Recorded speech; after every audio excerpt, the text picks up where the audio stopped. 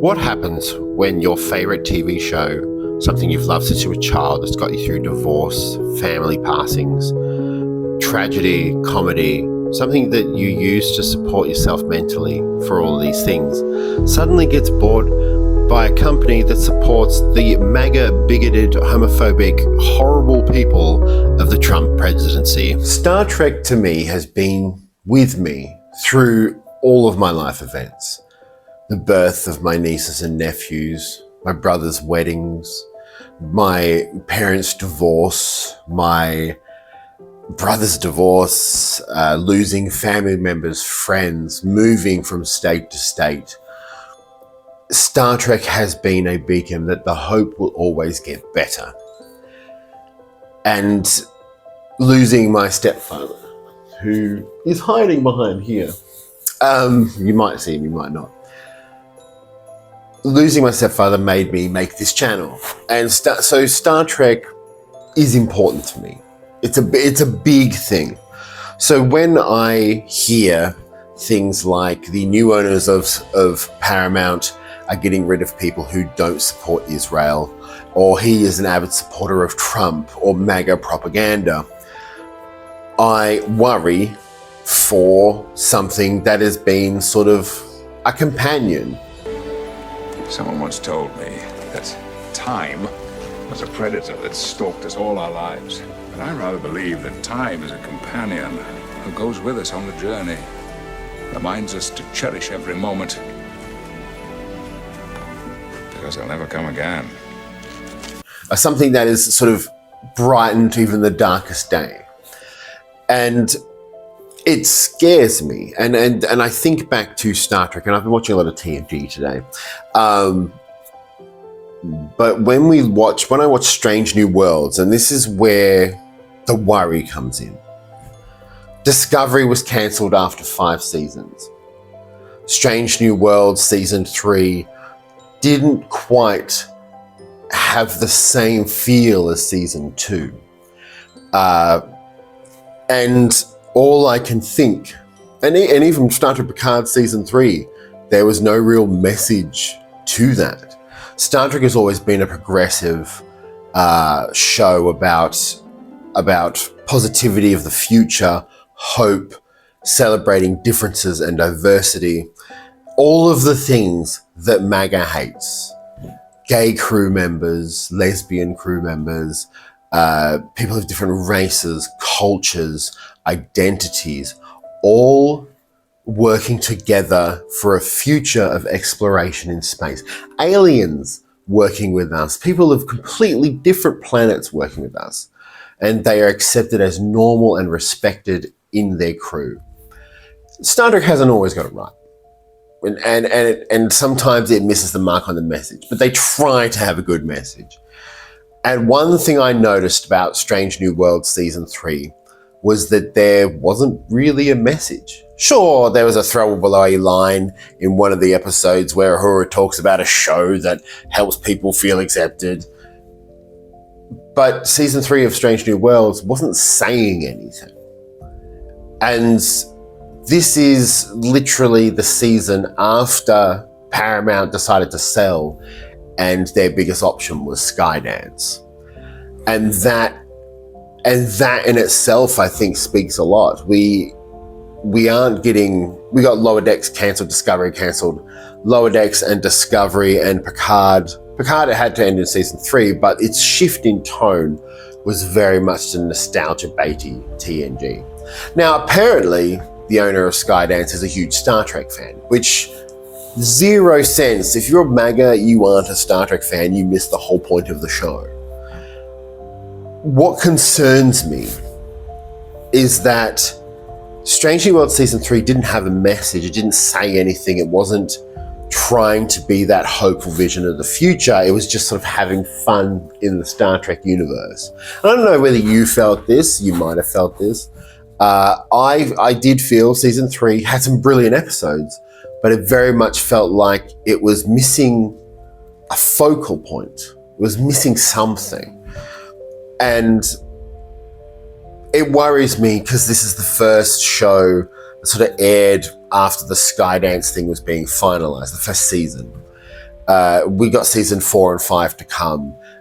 We've got Starfleet Academy, and Starfleet Academy has some characters in it. Well, a Klingon who may or may not be gay, also wearing a skirt, set in the Discovery timeline. And Discovery was, I want to say, the wokest of the woke of the Star Trek. So it'll be interesting to see whether it gets more than 2 seasons, because they already promised 2 seasons. So I think they would let go of that. Skydance has also said on the internet that they're not doing Star Trek 4 with the Kelvin timeline, which I understand. No one ever thought that was going to happen. But what do we do if Star Trek stops being that message of the future and just becomes an empty space adventure? And I would argue it's a bit like the prequels in Star Wars and the sequels in Star Wars. The prequels had a message and a show, very, very similar to current events, to be honest, the prequels. And then the sequels were just a nostalgia baity run through the universe with no real overarching theme. And will Star Trek become that hollow, soulless franchise? Will Star Trek have that all taken away? Now, I know that if this video gets any sort of traction, I'm going to get 1 million 40-plus old men saying that Star Trek lost its way after Enterprise, or some people say after Voyager. It didn't. Back the fuck off. Get over it. Go watch another video. But Discovery tried to sort of embrace the edict of Star Trek. Strange New Worlds did. The first 2 seasons had some strong messaging about hope, diversity, accepting refugees, like Una's entire story in the court case. The very first episode of Strange New Worlds was about our future and how even the darkest times can turn bright. And to be honest, America and the world is in a pretty dark time. And I'm worrying that maybe Star Trek's going to reach a point now that it's owned by someone who supports all of those dark, bigoted choices of which Donald Trump makes, that Star Trek is going to lose what made it Star Trek. And you might think, hey, it's a fucking TV show, get the fuck over it. You might think that. But it's not a TV show to a lot of people. It's a lot of my values and my beliefs, because I had a moderately interesting upbringing, were very founded on Star Trek.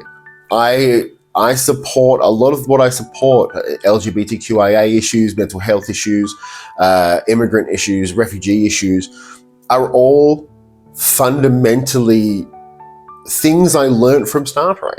Things that I didn't really discuss with a lot of people. And believe me, Australia has a huge racism problem. My growing up, Star Trek made me, I want to say, a better person in terms of it sort of reinforced the positive beliefs I had. And what we have now is the possibility of one of, I want to say, and this is America's fundamental cultural TV shows being given to the most bigoted, racist, horrible people in America. And it's disgusting. And I hope WB doesn't go the way of Paramount and get bought out by Skydance. It's one of those things where we as Star Trek fans and Star Trek aficionados, people are passionate about Star Trek. I am passionate about Star Trek. You don't make this many videos without being passionate.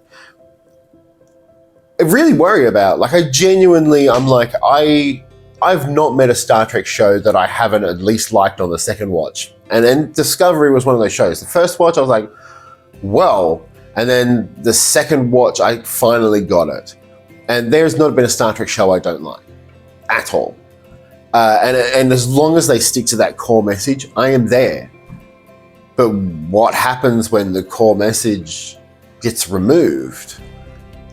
Now, there is some light at the end of this. There is some light. I would say at the end of the tunnel. There's some light. So Skydance, the owners of Paramount, who own CBS, who own Comedy Central or wherever the hell renewed The Daily Show with Jon Stewart and Ronnie Chang and all of that. A show that is very politically motivated and very progressive and democratic, with Democrat following. They renewed it even after the Skydance merger with Paramount. So maybe they don't actually want to change everything, but somehow they do. But what does a corporation that fires a bunch of employees for their beliefs on a genocide? What happens when Star Trek is owned by an evil conglomeration? What happens when the most hopeful piece of media in American television is owned by a group of people who support the biggest grift, bigoted, horrible people in the world? What happens when they clash? And will that change Star Trek forever? And will it be something we can get through? Will this... Paramount's been sold and merged and changed for a million years anyway. And hopefully Skydance fucks off, to be honest. But I am hopeful that maybe going against the mold is what Star Trek, and what it will take is executive producers who are about creating a show that lives true to the ideal. And I do believe that mostly the producers of current New Trek really want to live up to that ideal.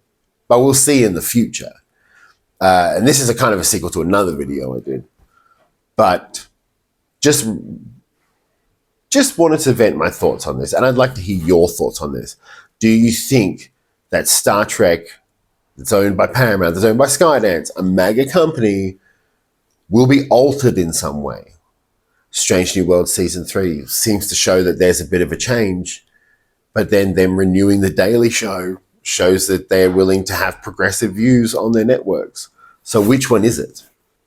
Which one will happen to Star Trek?